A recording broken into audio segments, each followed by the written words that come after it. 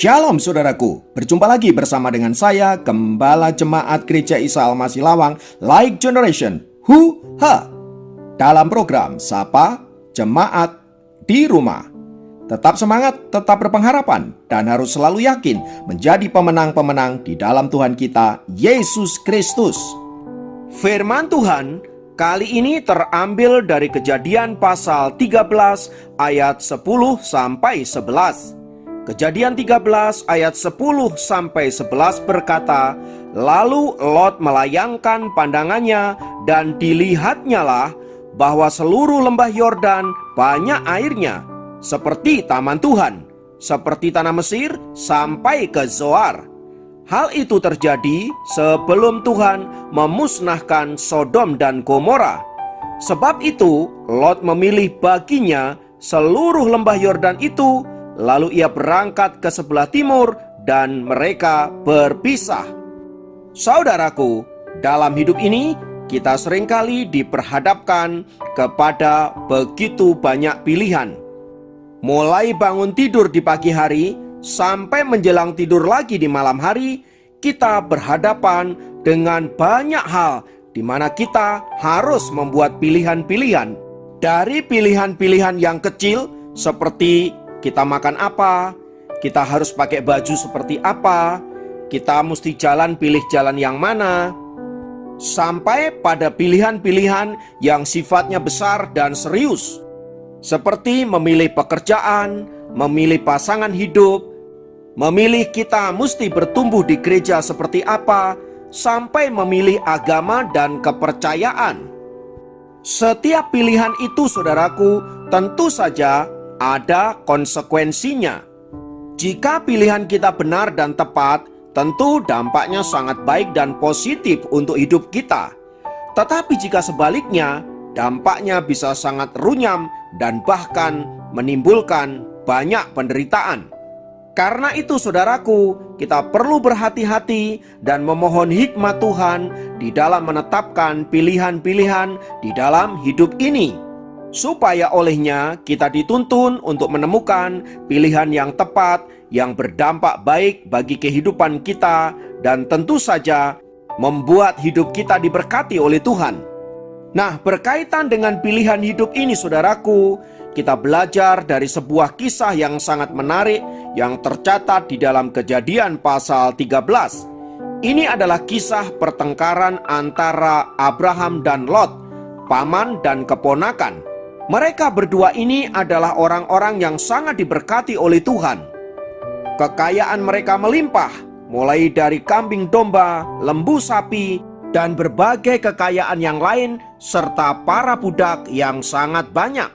Nah, karena kekayaan mereka terus bertambah, sementara lahan yang mereka miliki cukup sempit, menyebabkan para pekerja-pekerja Abraham dan Lot bertengkar untuk memperebutkan lahan bagi ternak-ternak mereka. Nah, melihat hal itu, Abraham sebagai orang yang bijaksana tidak mau berkonflik dengan keponakannya sendiri. Itulah sebabnya ia kemudian membuat perjanjian dengan Lot.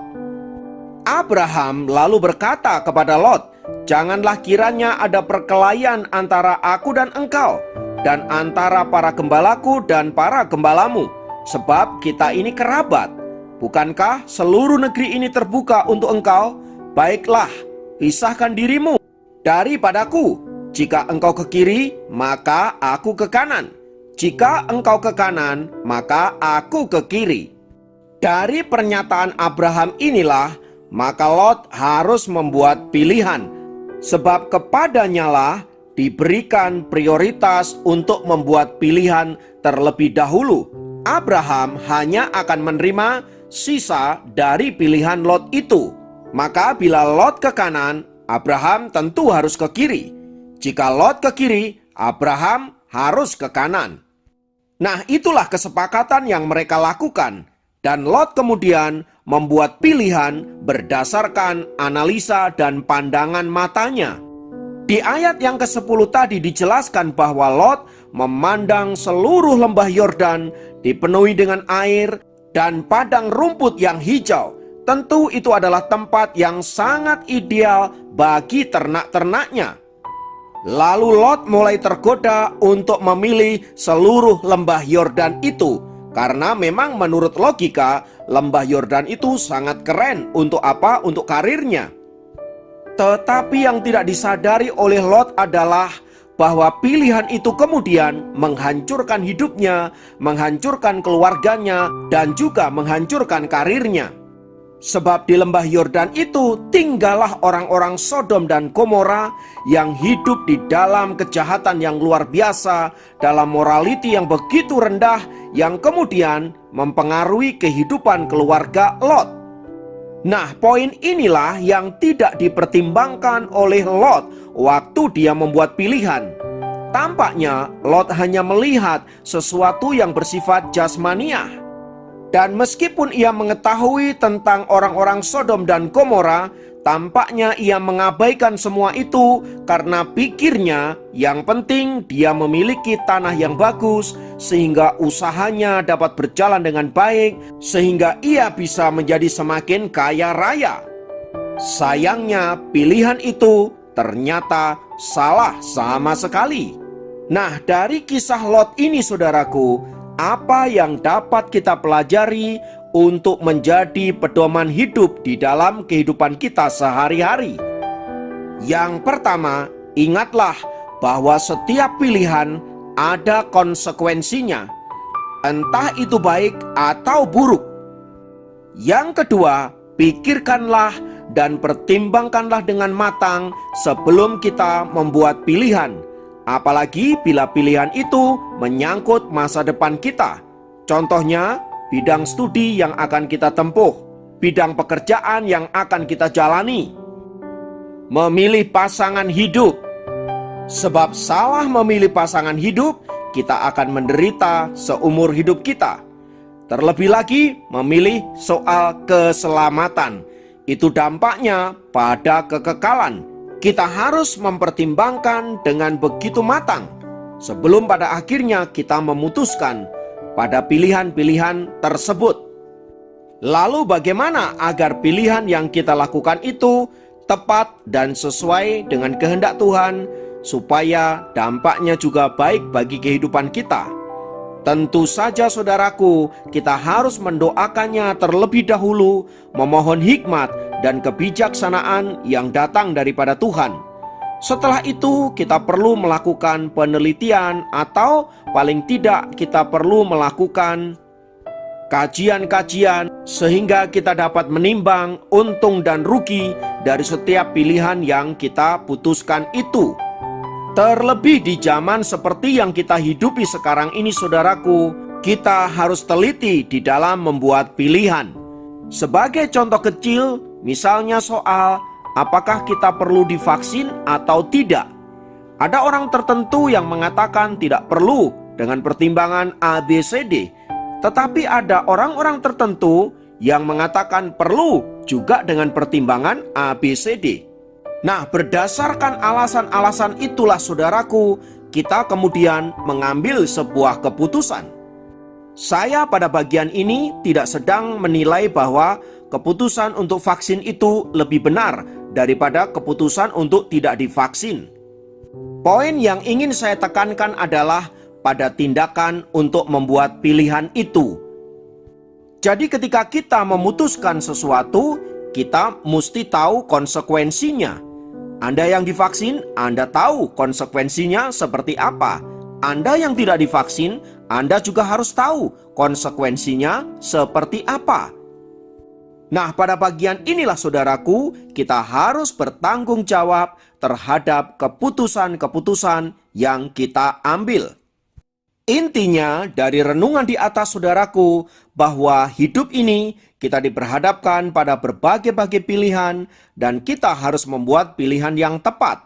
Itulah sebabnya kita perlu memohon hikmat Tuhan, kita perlu pertolongan Tuhan agar pilihan itu benar dan dampaknya baik bagi kehidupan kita, juga baik bagi kehidupan sesama. Itulah pentingnya kita selalu dengar-dengaran akan suara Tuhan yang dapat kita peroleh dari persekutuan pribadi dengan Tuhan, membaca firman Tuhan, menaikkan pujian penyembahan, menaikkan doa-doa secara pribadi.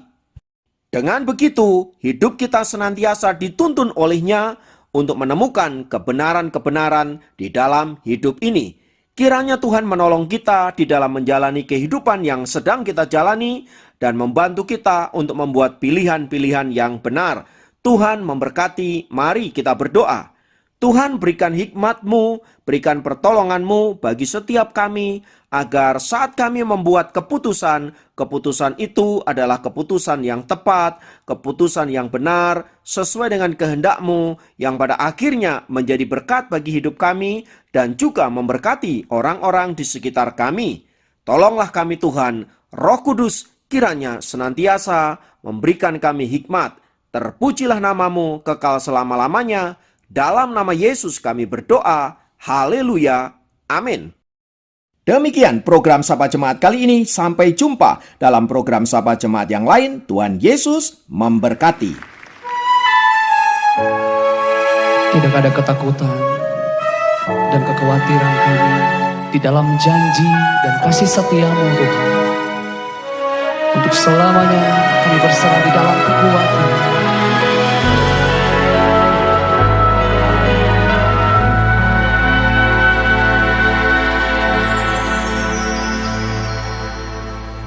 Sungguh besar setiamu, Kau nyatakan bagiku.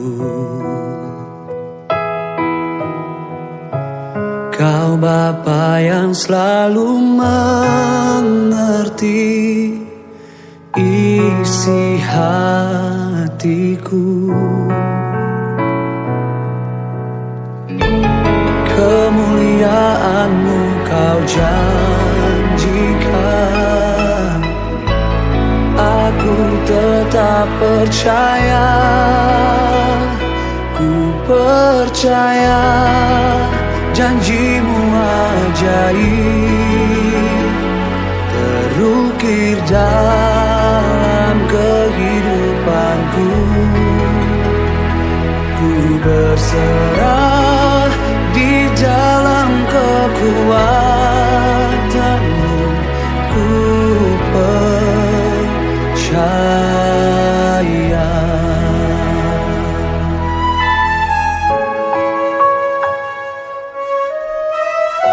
Ini yang kami rasakan di hidup kami. Sungguh besar setiamu, Kau nyatakan Tuhan, Kau nyatakan bagiku. Kau Bapa yang selalu mengerti isi hatiku. Kemuliaan-Mu Kau janjikan, aku tetap percaya,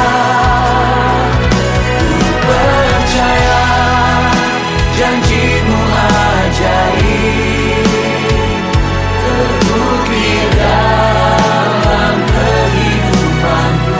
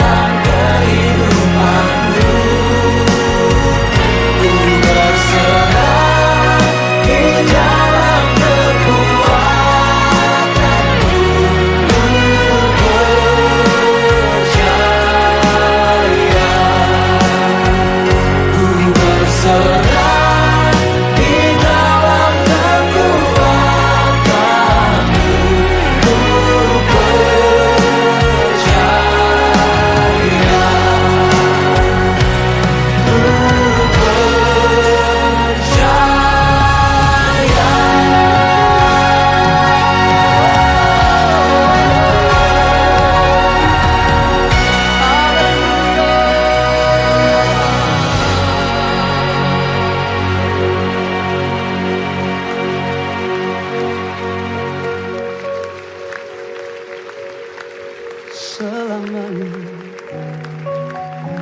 Kami mau percaya Tuhan.